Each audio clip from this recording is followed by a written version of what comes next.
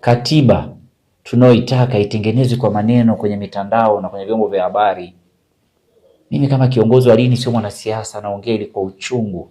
Light kama ingekuwa ni mama yako anajadiliwa hivi, wallahi ungejisikiaje? Huyu mama ni rais, afu pia na familia yake, unamsema kwenye vyombo vya habari pake na tisha. Ni waombe wa Tanzania wote kwa makabila na imani mbalimbali na dini, madhehebu, ifikie mahali sasa tufahamu kwamba rais ameshaapishwa, tumpe uhuru wa kufanya kazi kwa amani. Wanaharakati mizidi, jengeni hofu mbele za Mungu. Hii ni nchi, ina katiba, ina mwongozo wake. Hofu kidogo, tujenge hofu. Sisi wanatwarika, sisi Waislamu turudi kwenye nidhamu,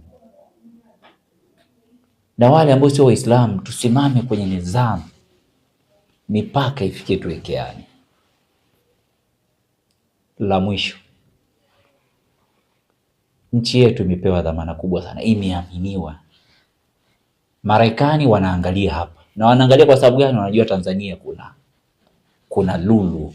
Nikisema kuna lulu, na maana Tanzania kuna neema. Neema ya kwanza ni amani tulionayo.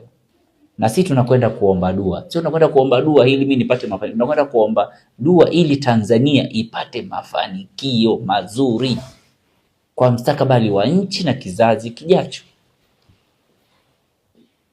Mkoloni alipokuja Tanzania alikuwa anatutawala. Mwalimu Nyerere wakati anamuondoa mkoloni hakutumia vita, hakutumia matamshi ya kejeli, matamshi ya kashfa. Mkoloni aliondoka katika hali ya amani. Mnataka katiba? Kaeni chini mtafute maridhiano ya amani. Na mimi kama katibu mkuu niko kwenye hatua za kusema sasa nataka nikutane na rais na mimi nitoe ushauri wangu. Mimi ni katibu mkuu wa taasisi ya Twarika Tanzania.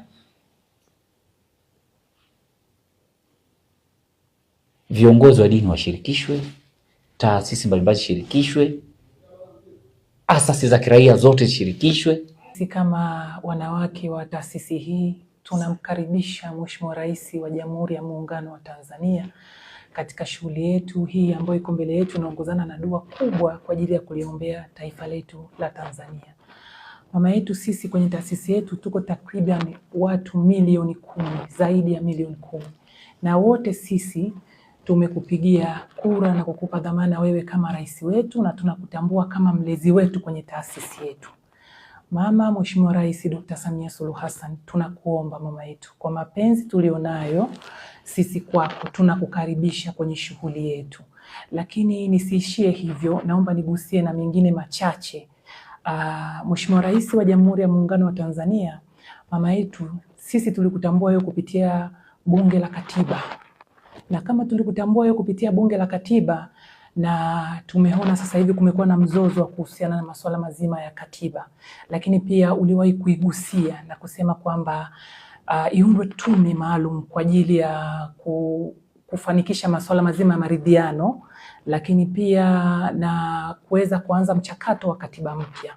Sasa nilitaka niongee na ndugu zangu Waislamu wenzangu wa Tanzania wetu kwa ujumla, wote kwa ujumla. Kupata katiba mpya ni jambo zuri, lakini mioyo yetu ni safi, na kwenda kupata katiba mpya basi tutengeneze maridhiano baina yetu sisi wote, yani vyama vyote